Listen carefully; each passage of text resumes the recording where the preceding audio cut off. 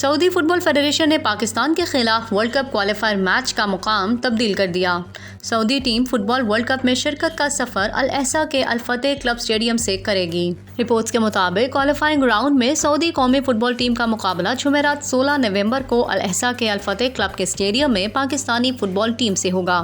سعودی قومی ٹیم نے اپنے آفیشیل اکاؤنٹ پر الاحسا کے شائقین سے کہا کہ ہمارا مقابلہ جمعرات 16 نومبر کو ہوگا۔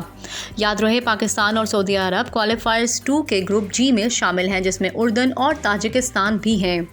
پاکستان ٹیم نے میچ کی تیاری کے لیے ہیڈ کوچ سٹیفن کی نگرانی میں جناح اسٹیڈیم اسلام آباد میں بھرپور ٹریننگ کی ہے۔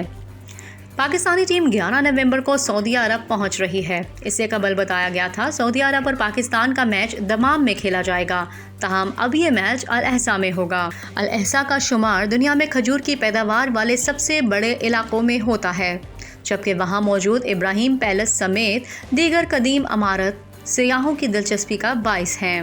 اس اہم میچ کے لیے فٹ بال کی عالمی تنظیم فیفا نے برطانوی نیاد Pakistani footballer Otis Khan کو پاکستان کی نمائندگی کی اجازت دے دی ہے۔